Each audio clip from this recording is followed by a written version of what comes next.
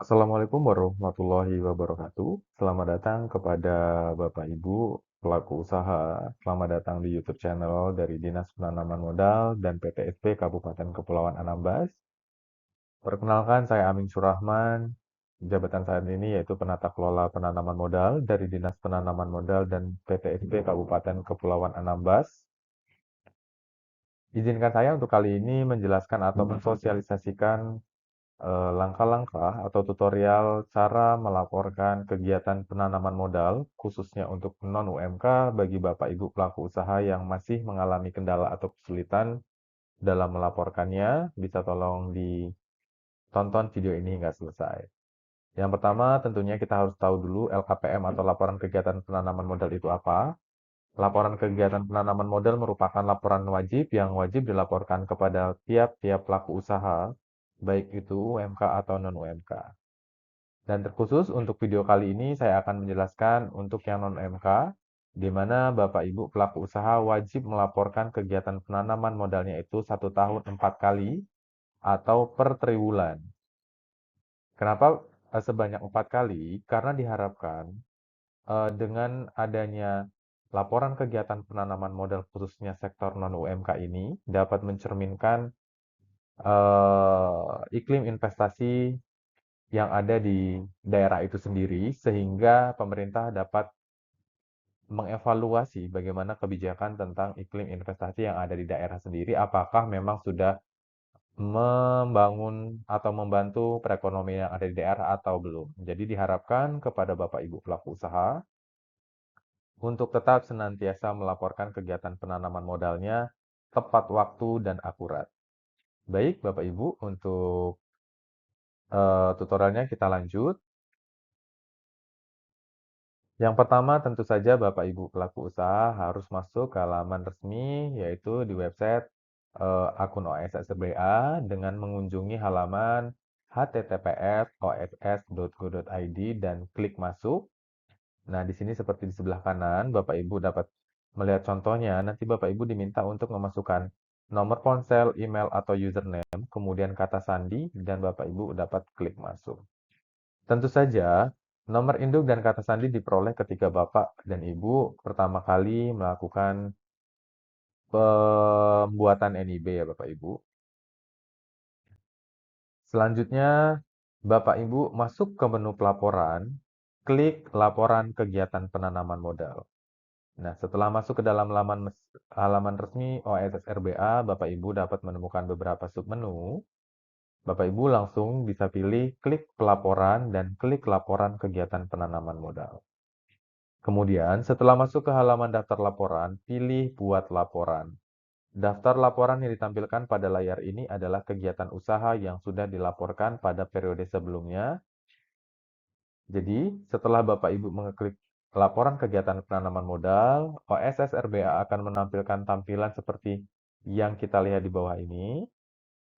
Di sini terdapat beberapa daftar LKPM yang telah Bapak Ibu lakukan pelaporan sebelumnya, atau jika memang ini pertama kali Bapak Ibu melakukan pelaporan, maka di sini masih kosong ya Bapak Ibu. Untuk memulai pelaporannya, Bapak Ibu klik di sebelah kanan atas, klik buat laporan yang warna hijau. Lanjut, pilih kategori usaha tahap produksi atau tahap komersil yang akan dilaporkan. Setelah mengeklik tombol buat laporan, halaman data perizinan berusaha akan tampil. Halaman ini berisi data kegiatan usaha yang belum dilaporkan oleh Bapak Ibu. Pilih kegiatan usaha tahap produksi yang akan dilaporkan. Pilihan kegiatan usaha tahap produksi yang akan dilaporkan pada periode berjalan dengan mencentang pada checkbox kotak centang dan klik selanjutnya. Maksudnya bagaimana Bapak Ibu? Maksudnya adalah ketika Bapak Ibu mengklik buat laporan, maka akan muncullah laman seperti di bawah ini. Nah, di sini muncul daftar KBLI atau kegiatan usaha yang harus Bapak Ibu laporkan LKPM di setiap periodenya. Untuk memulai laporannya, Bapak Ibu dapat menceklis kotak kiri yang ada di masing-masing KBLI dan kemudian buat laporan. Lanjut, yang selanjutnya adalah pemberitahuan akan tampil setelah memilih proyek. Klik tombol OK untuk melanjutkan proses pembuatan LKPM tahap produksi. Nah, seperti Bapak lihat di samping, akan ada muncul pemberitahuan dari sistem untuk memulai laporannya, Bapak Ibu dapat mengklik OK. Kemudian setelah Bapak Ibu mengklik OK, maka OSS akan menampilkan data kegiatan usaha yang akan dilaporkan secara terperinci. Di antaranya yaitu data kegiatan berusaha, rencana investasi, total realisasi, tingkat resiko, status perizinan, dan persyaratan dasar dan umku. Nah, di sini seperti contoh di bawah ini kita dapat lihat modal tetap, modal kerja, total realisasi, dan sebagainya. Bapak Ibu dapat mengeceknya. Selanjutnya adalah lengkapi data realisasi penanaman modal.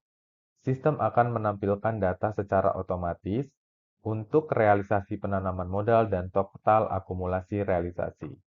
Data yang harus Bapak Ibu lengkapi tentunya adalah data tambahan realisasi. Nah, seperti pada gambar yang ada, Bapak Ibu, kita dapat lihat di sini Bapak Ibu pelaku usaha diminta untuk melengkapi kolom bagian tambahan realisasi.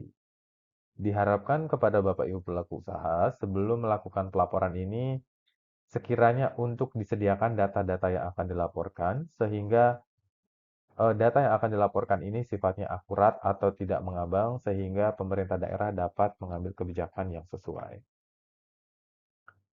Kemudian selanjutnya Bapak Ibu diminta untuk melengkapi data tenaga kerja, yang mana sistem akan menampilkan data rencana tenaga kerja secara otomatis yang meliputi tenaga kerja Indonesia dan tenaga kerja asing. Data yang wajib Bapak Ibu isi yaitu yang pertama, total tenaga kerja periode sebelumnya baik laki-laki, perempuan, dan asing, tambahan tenaga kerja periode pelaporan baik laki-laki, perempuan, dan asing, pengurangan tenaga kerja periode pelaporan laki-laki, perempuan, dan asing. Dan yang terakhir itu ada tenaga kerja lokal setempat. Untuk contoh formnya Bapak Ibu dapat lihat di samping untuk tenaga kerja. Jadi Bapak Ibu diminta untuk mengisi penambahan dan pengurangan realisasi periode berjalan. Nah, untuk yang periode sebelumnya ini, jika memang Bapak Ibu pelaku usaha sudah pernah melakukan pelaporan, maka akan otomatis terisi. Tapi jika belum, atau ini pertama kali, Bapak Ibu dapat mengisinya. Selanjutnya, Bapak Ibu diminta untuk mengisi data permasalahan.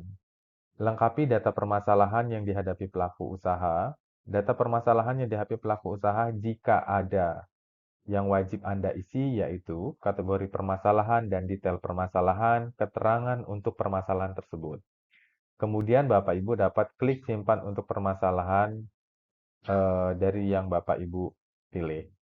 Nah, seperti contoh di samping, Bapak Ibu ditampilkan untuk permasalahan yang dihadapi pelaku usaha. Di sini ada beberapa yang Bapak Ibu dapat pilih. Untuk kategori permasalahan, di sini nanti akan muncul pilihan-pilihan permasalahan yang mungkin sesuai dengan permasalahan yang Bapak Ibu hadapi. Tapi jika memang tidak ada, Bapak Ibu dapat memilih masalah lainnya. Dan untuk detail permasalahannya dapat diisi atau dipilih sesuai dengan yang Ibu Bapak alami. Dan untuk kolom kronologi, Bapak Ibu dapat menjelaskan untuk masalah apa yang terjadi.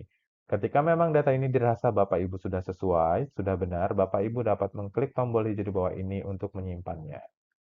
Dan otomatis data tersebut akan muncul pada tabel di bawah ini yang sudah Bapak simpan. Kemudian bagaimana jika misalnya Bapak Ibu ingin menghapusnya atau untuk permasalahannya eh, yang sudah Bapak Ibu ingin dihapus? Nanti di sini akan ada muncul kotak kecil untuk checklist dan untuk menghapusnya Bapak Ibu cukup klik hapus di sebelah sini. Selanjutnya, Bapak Ibu diminta untuk mengisi data produksi. Data produksi, lengkapi data produksi atau jasa pemasaran tahun untuk pelaporan triwulan keempat. Maksudnya apa Bapak Ibu? Data produksi atau data omset hanya dapat diisi 1 tahun sekali. Untuk non-UMK berarti diisi pada triwulan keempat atau periode terakhir pelaporan. Lalu data apa saja yang harus Anda lengkapi? Yang pertama tentunya realisasi produksi pada jenis barang dan jasa yang diproduksi. Kemudian ekspor persentase atas jenis barang dan jasa yang diproduksi. Nilai ekspor dalam US dollar per tahun. jenis barang dan jasa ditampilkan secara otomatis oleh sistem. Selanjutnya, Bapak dan Ibu diminta untuk mengisi data dispestasi dan BPJS TK. Nah, lengkapi data kewajiban perusahaan, kewajiban dispestasi, dan BPJS Ketenagakerjaan. Data yang harus Bapak Ibu lengkapi yaitu yang pertama untuk kewajiban dispestasi adalah apakah di persyaratan sudah dilakukan unggah akta perubahan kepemilikan saham terakhir atau pernyataan kesepakatan pemegang saham. Nah, untuk contohnya Bapak Ibu dapat lihat di samping kiri. Untuk kewajiban dispensasi di sini Bapak Ibu bisa pilih dan untuk penguploadannya Bapak Ibu bisa klik yang di bawah sini. Kemudian untuk BPJS Tenaga Kerja, apakah Anda memiliki BPJS? Nomor pendaftaran perusahaan untuk BPJS itu sendiri Bapak Ibu dapat isi pada kolom di bawah ini seperti contoh di sebelah kiri. Selanjutnya, Bapak Ibu diminta untuk mengisi data kemitraan dengan UMK. Apa itu kemitraan dengan UMK? Yaitu maksudnya adalah data yang harus Bapak Ibu lengkapi adalah data atau kontrak kemitraan dengan UMK.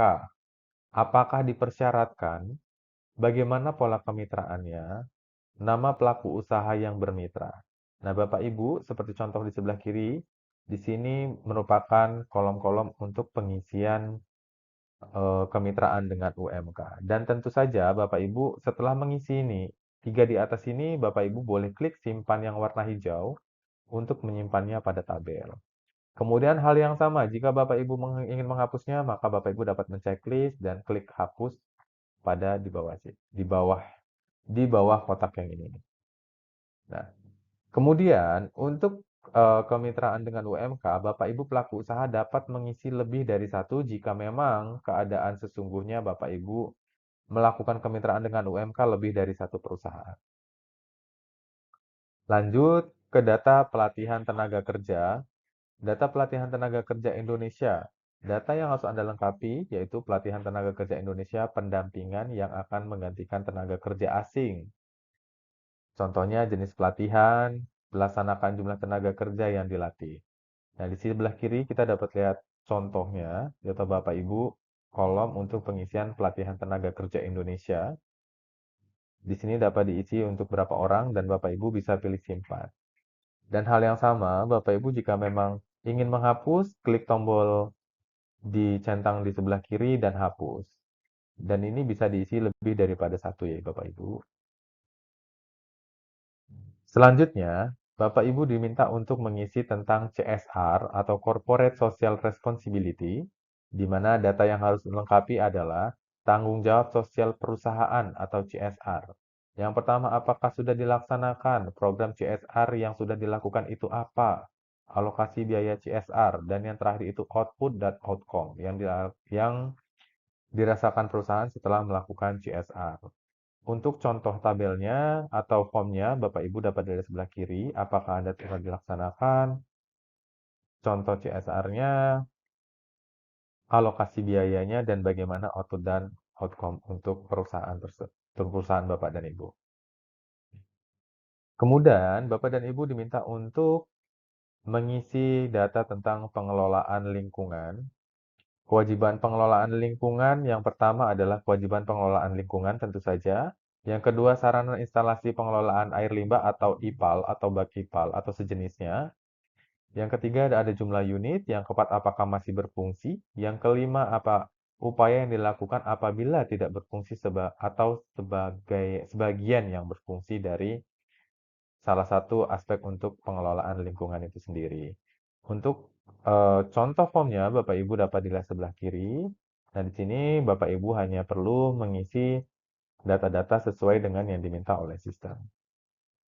Kemudian, kewajiban lainnya diisi apabila terdapat kewajiban atau tanggung jawab lain yang dipersyaratkan oleh OSS. Jadi, di sini ada kewajiban lainnya jika memang ada persyaratan lain yang memang Bapak Ibu pelaku usaha lakukan, bisa tuliskan di sini. Selanjutnya yaitu Bapak Ibu diminta untuk mengisi data penanggung jawab. Nah, di sini penting untuk data penanggung jawab adalah lengkapi petugas penanggung jawab LKPM dari pelaku usaha dan menyetujui pernyataan laporan LKPM. Data petugas penanggung jawab LKPM yang harus Bapak Ibu lengkapi yang pertama adalah nama petugas, nomor telepon, jabatan karyawan, kemudian email yang aktif yang dapat dihubungi. Kemudian setelah Bapak Ibu mengisi data petugas, Bapak Ibu dapat mengklik tombol disclaimer yang hijau dan dapat mengirim laporan. Nah, di sini penting untuk dicatat Bapak Ibu, yang sering menjadi pertanyaan adalah siapa yang sebenarnya harus diisi untuk nama petugas.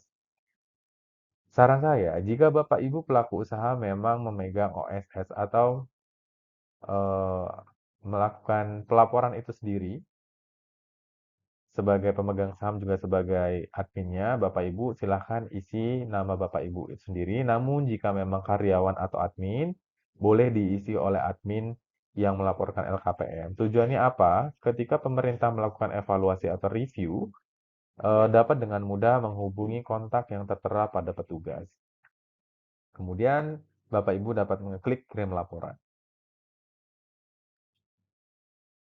Nah, kemudian setelah Bapak ngeklik kirim laporan, maka laporan LKPM sudah otomatis terkirim atau terekam oleh OSS RBA. Di sini OSS RBA akan kembali ke menu pertama ketika Bapak Ibu akan melakukan pelaporan. Bedanya di sini adalah terdapat KBLI atau kegiatan yang sudah Bapak Ibu laporkan dan di sini kelihatan tanggal pelaporannya, dan di sini juga terdapat 3 tombol yang mungkin Bapak Ibu bisa lakukan, di antaranya itu tanda terima, cetak LKPM, dan lihat LKPM. Sesuaikan dengan kebutuhan Bapak Ibu pelaku usaha. Nah, demikian tadi tutorial atau cara singkat pelaporan LKPM khususnya untuk non-UMK yang sudah menjalankan kegiatannya atau sudah berproduksi atau yang sudah komersial. Nah, di sini tidak ada henti-hentinya saya mengingatkan kembali kepada Bapak Ibu pelaku usaha untuk selalu tertib dan taat, tepat waktu tentunya untuk melaporkan kegiatan penanaman modalnya, karena laporan kegiatan penanaman modal ini bukan sekedar administrasi, tapi juga ini penting untuk kita pemerintah daerah tentunya untuk mengetahui sejauh apa iklim investasi yang ada di daerah sehingga dapat membantu pemerintah daerah dalam melakukan atau memberikan kebijakan-kebijakan yang guna dapat membantu perekonomian yang ada di daerah. Demikian video singkat dari saya. Atas perhatiannya saya ucapkan terima kasih. Assalamualaikum warahmatullahi wabarakatuh.